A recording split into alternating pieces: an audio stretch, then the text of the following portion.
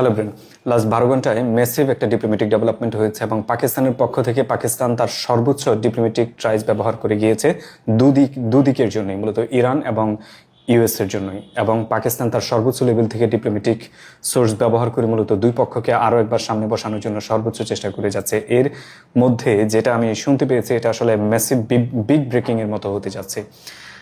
মূলত পাকিস্তান ট্রাই করে যাচ্ছে আমেরিকান প্রেসিডেন্ট ডোনাল্ড ট্রাম্পকে পাকিস্তানে নিয়ে আসার জন্য এবং ইরানিয়ান প্রেসিডেন্ট মাসুদ পেজেশকিয়ানকেও পাকিস্তানে নিয়ে আসার জন্য, এবং দুজনকে মুখোমুখি দাঁড় করিয়ে মূলত ফাইনাল একটা সলিউশনের দিকে নেওয়ার জন্য। নট জাস্ট এখানেই তারা শেষ করতে যাচ্ছে, পাকিস্তানের মেগা প্ল্যান হচ্ছে মূলত এন্টায়ার রিজনাল কোঅপারেশন আরও স্টেবল করার জন্য Turkish president Recep Tayyip Erdogan, Mohammed bin Salman এবং ইজিপশিয়ান প্রেসিডেন্ট সিসি এবং কাতারের আমিরকে মূলত একই টেবিলে বসানোর জন্য এবং এন্টায়ার রিজনকে মূলত স্টেবল করার জন্য each and everything Pakistan try করে যাচ্ছে। যার একটা পার্ট হিসেবে মূলত আজকে শাহবাজ শরীফ মূলত সৌদি আরবে গিয়েছেন মোহাম্মদ বিন সালমানের সাথে দেখা করতে।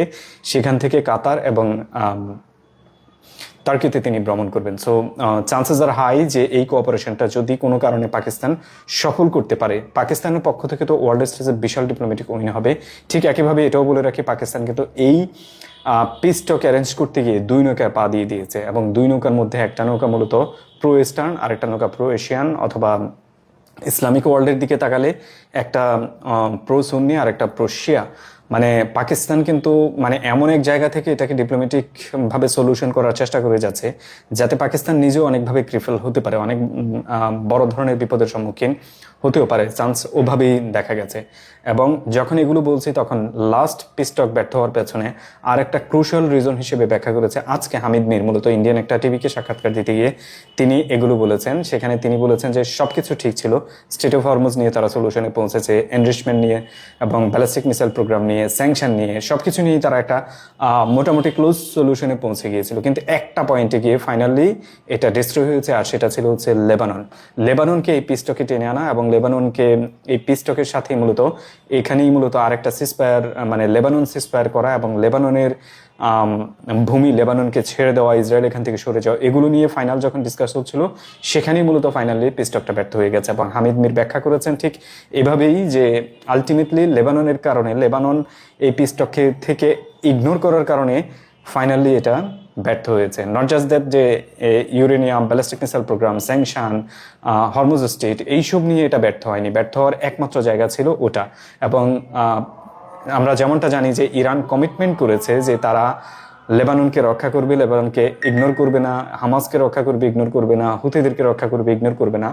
As well as same thing যে ইরান আসলে সত্যি সত্যি সেই জায়গায় এখনো দাঁড়িয়ে আছে, তারা সেখান থেকে এক পাও পিছনে সরেনি। সো এটা ক্লিয়ারলি মিন করে যে ইরান তার অবজেক্টিভে আসলে কোথায় দাঁড়িয়ে আছে। অ্যান্ড যখন এগুলো বলছি ঠিক তখনই মূলত লেবানন নিয়ে নেতানিয়াহু মূলত আরেকটা শর্ত জুড়ে দিয়েছে আজকে জেডি ভেন্স এবং ডোনাল্ড ট্রাম্পকে। সে সরাসরি তিনটা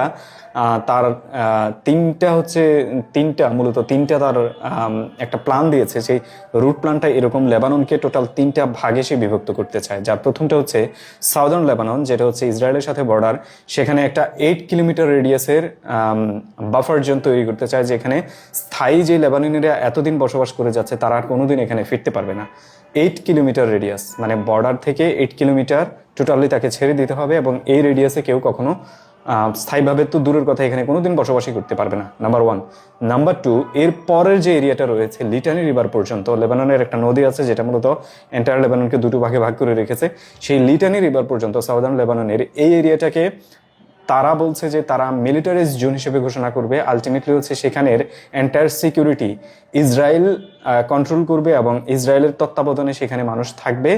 ফাইনালি ইসরায়েল যখন মনে করবে যে তারা হিজবুল্লাহকে কমপ্লিটলি ডিস্ট্রয় করতে পেরেছে, তখন তারা উইথড্র হবে এবং উইথড্র কখন হবে সেটাও তারাই ডিসাইড করবে। এটা ওয়ার্ল্ড কমিউনিটি বা লেবানন কোনোভাবে ডিসাইড করতে পারবে না। ঠিক এই ধরনের শর্ত দ্বিতীয়টা দিয়েছে। আর তৃতীয়টা তাদের শর্ত লিটানি রিভারের ওপার সাউথ নর্দার্ন পারে মূলত আলটিমেট যে লেবানন রয়েছে সেটা কন্ট্রোল করবে মূলত লেবানন আর্মি, এবং লেবানন আর্মিকে মাস্ট এনশিওর করতে হবে যে তারা ওই প্রান্তেও হিজবুল্লাহকে কোনো জায়গা দিচ্ছে না এবং পুরোপুরিভাবে ইসরায়েলি কোঅপারেশনের মধ্যে তাদেরকে এটা করতে হবে।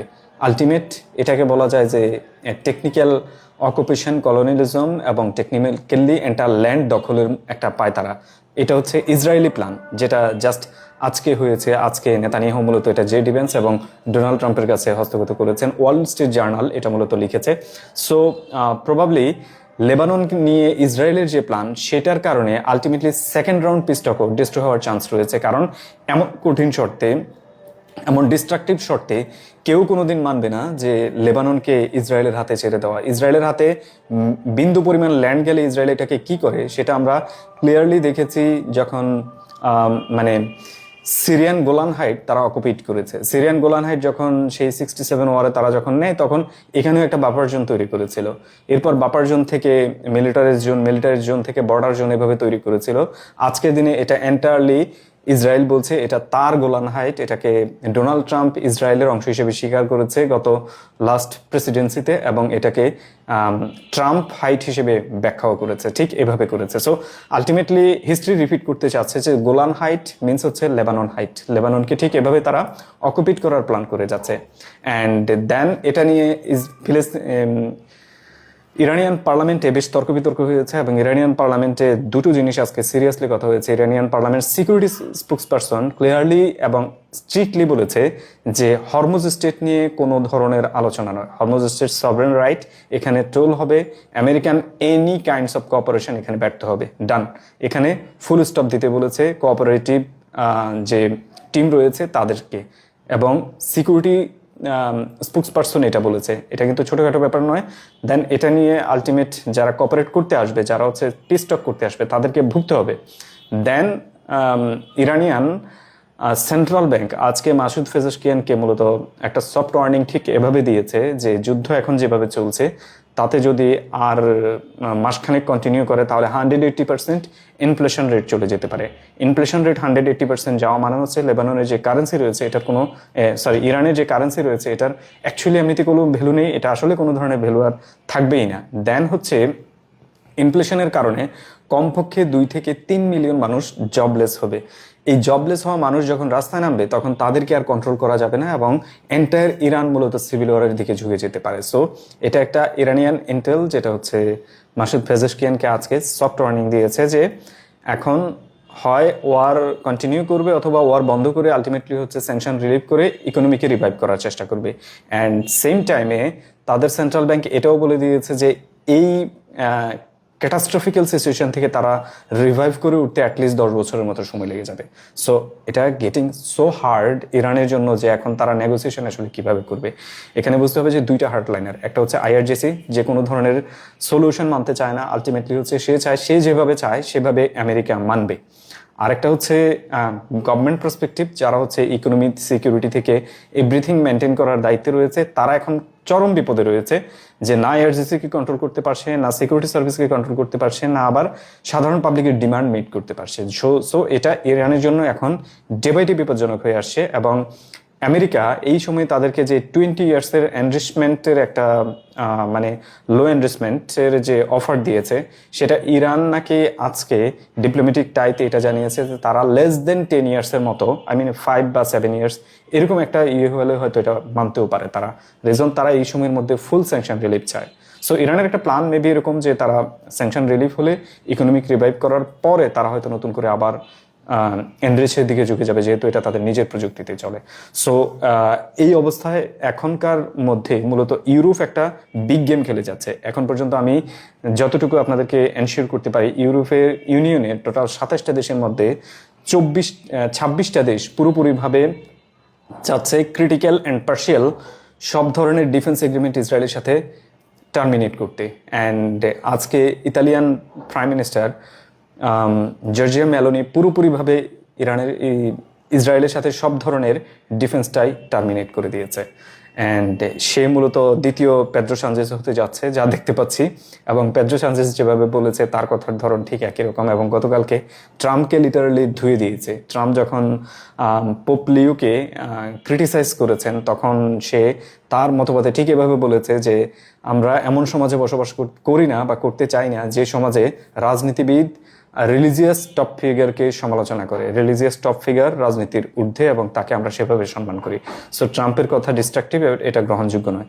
এটা কিন্তু ট্রাম্পের জন্য একটা বার্তা যে আলটিমেটলি হচ্ছে মানে ইউরোপিয়ান কান্ট্রিগুলো আলটিমেটলি এখন কিভাবে দেখতে চায়। এবং পেদ্রো সানচেজ আজকে চায়না থেকে ক্লিয়ারলি বলেছে যে অনলি ওয়ান কান্ট্রি পৃথিবীতে ইন্টারন্যাশনাল ল ফান্ডামেন্টালি ভায়োলেট করেছে, সেটা হচ্ছে ইসরায়েল। সো ইউরোপ থেকে এখন যেসব বার্তা আসছে সেটা ইসরায়েলকে তো already most of the way তারা হচ্ছে এই মুহূর্তে আইসোলেটেড। ইউরোপিয়ান ইউনিয়নের পক্ষ থেকে একটা কান্ট্রি তাদেরকে এই মুহূর্তে সহযোগিতা করে, সেটা সম্ভবত হচ্ছে যতটুকু আমি বুঝতে পারছি এটা হাঙ্গেরি অথবা হচ্ছে জার্মানি, এই দুইয়ের বাইরে আর তেমন কেউ না হতে পারে।